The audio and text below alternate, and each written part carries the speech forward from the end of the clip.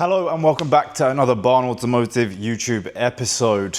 Now in the last episode it was a 190 and I said you would see the Granada, the finished result. It is done, but you can wait another week or so to see that because this week I am putting the air ride in the other 190 Super Turbo. So I thought, why not bring you along for the ride and you can see how it goes in. Everything's laid out on the floor at the moment. I'll start off by showing you, these are the original wheels that came on the car, but we have had them completely polished, even the centers. So now they are shiny, they look cool. And the lips have been completely restored, so they are fresh as fresh. As far as air ride install parts, I will run you through it. So you have rear bags, front bags. These are pretty much as plug and play can get. They have machine brackets that sit them in the original spring hole, so you don't need to modify the control arms like we did on the Granada. So you can pretty much just bolt those in. You have the adjustable front damper. This has adjustable damping rate as well and height, and then we have a camber and caster adjustment plate in the top already. So yeah, these will go straight in. The rears, dampers on this car are easy to do. Bolt at the bottom, nut at the top, undo both, compress it, pull it out. Same for the front. There's only 4 bolts holding that in, but it's pretty much the same. I've gone for 2 air compressors so that you're not waiting forever for the tank to fill up, and your lightweight air tank.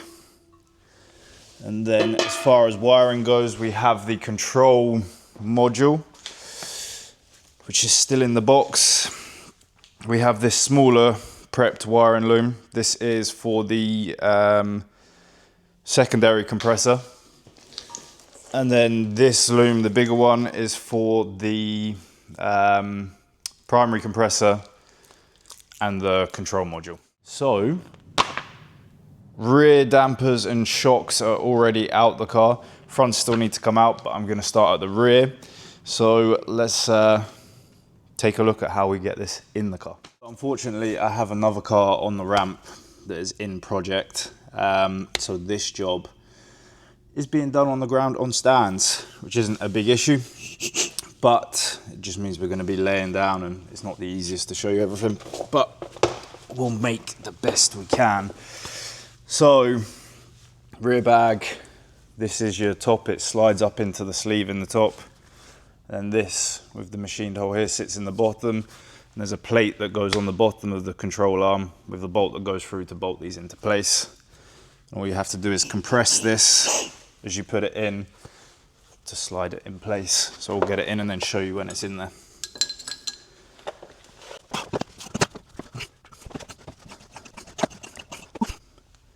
There's it with the airbag in place. Now this looks very easy. Not all air ride installs are this easy. If you have to modify the control arms, there's a lot of fabrication, but like I said, this is as plug and play can get. So it's kind of like just swapping springs and coils out for coilovers. Same until we get to the wiring in and running the lines. This is all fairly straightforward. So now for the lower plate. This is that plate.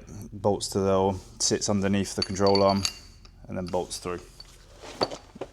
Now with the bag in place and bolted in, we can put the damper back in. And like I said,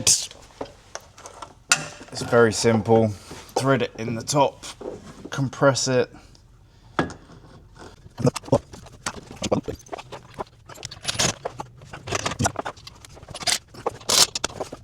The damper is adjustable and I won't know the height to set it at until I have the air ride powered up and see the full travel of it. So right now what I'm going to do is compress this by putting the control arm, by putting the jack stand back under it and letting it down,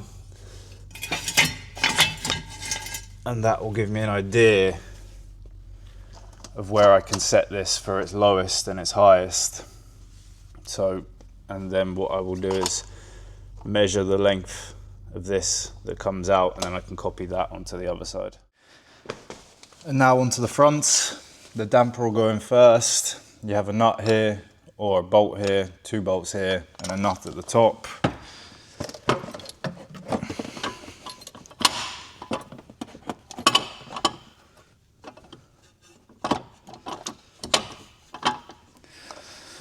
That goes in like that. There's a locating pin that makes sure it sits in the right place.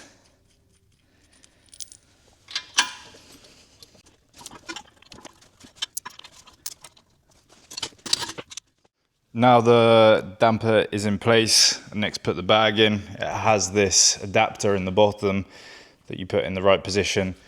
Then that sits in the hole where the spring used to curl around. And then you bolt up through the control arm with the disc and the bolt to keep it in place. So next this.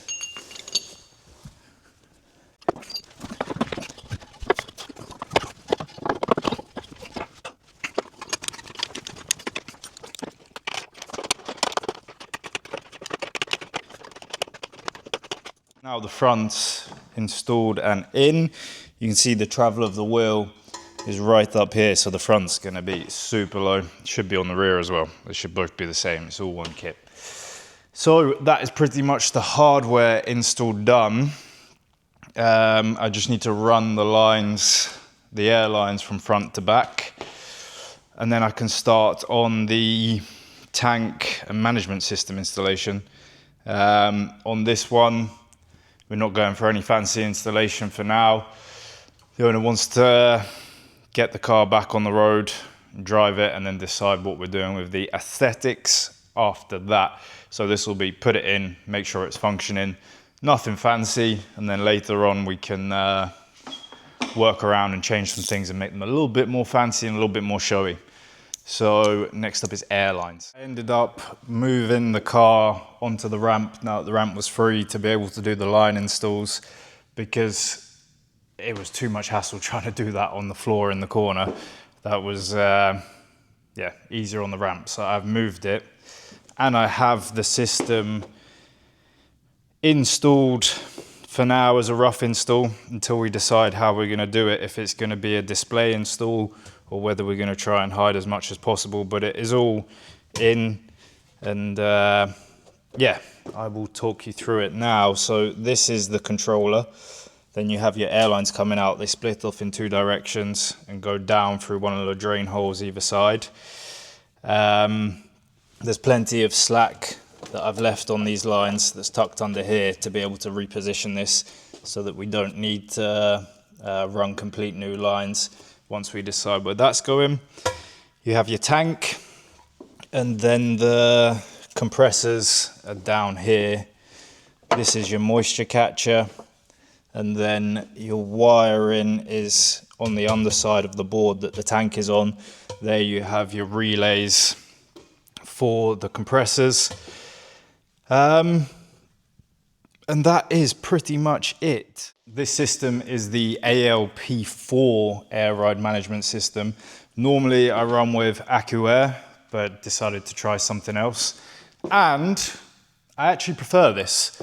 This has basically presets without height sensors. Normally, if you don't have height sensors, you can't have presets, and height sensors can be a little bit of a headache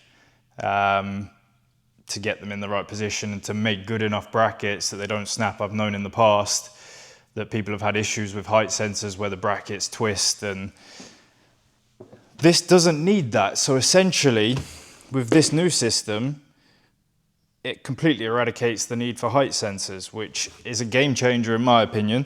It just goes off of the pressure in each individual bag. You can see the pressure on the control module or on the little touchscreen thing, and you also have an app that you can use it on your phone so that you don't need that outside the car. So if you're at a show or something, you can change the stance from outside the car. So that is super handy and I like it a lot. So I think from now on, I will be running with this system, and it's a hell of a lot easier to install. The AccuAir, you have to make all your wiring looms. This comes with the wiring looms already made.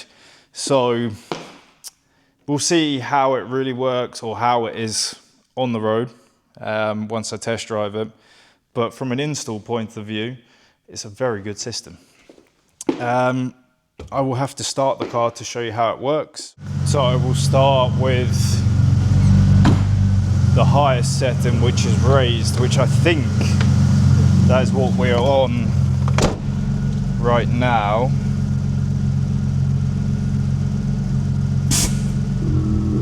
Yeah, so we're now in the highest setting.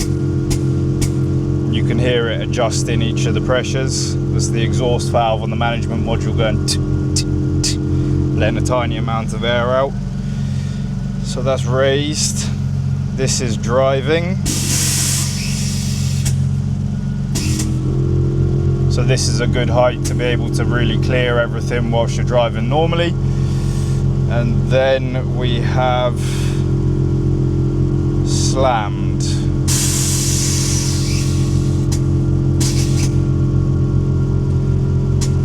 That is the lowest setting I have right now. I am going to add one more setting to this,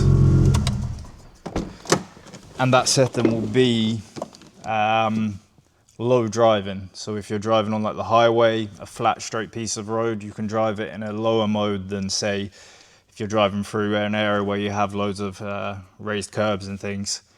Then yeah, you can have it a little bit more stanced whilst you're driving. Now we have the ability to go even lower than we are right now. But I will show you, these are the freshly polished rims. And that is as close as I dare go in slam mode. I obviously don't want to sit on there. We need to get these arches to come out even further, and you'd actually be able to sit this on the floor. The travel of this on its lowest mode will go pretty much all the way up to here. So we can get this completely sat on the floor.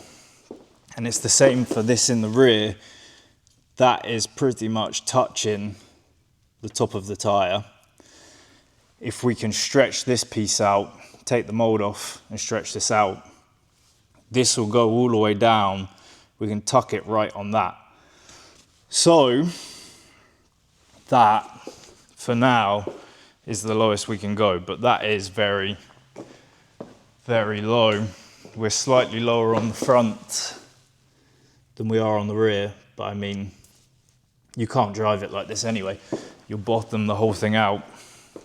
But this is very cool. It's a very nice stance, but if we can get it sat on the floor at some point, that's everyone's dream. And so that is it for everything that's been done on this 190 at the moment. Next up for this car is the stainless exhaust system.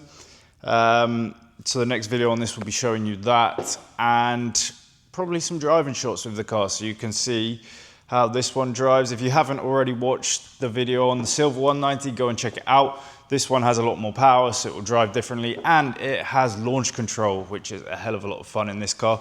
So in the next video for this one, it will be in a couple of weeks, you'll see that and we'll go for a drive in it. If you are interested in your own 190e, then get in touch with the email linked to this page, and then I can send you a spec list of the ones being built at the moment, and you can either pick from the stock that we have, or you can spec one of your own from a shell that's waiting to be built. But if you are interested, make sure you get in contact quickly, because we already have interest in some of them. So they are going very quick. This is a popular car, and also BMW E30s. We have a couple of them that are in build for turbos. So let me know. Yeah, get in contact. Next video, I think it will be the Slam Grand, showing you the final result of that. That will be next week now. So that is it for this video. I will leave you with some beauty shots of this car, and I will see you in the next Barn Automotive YouTube video.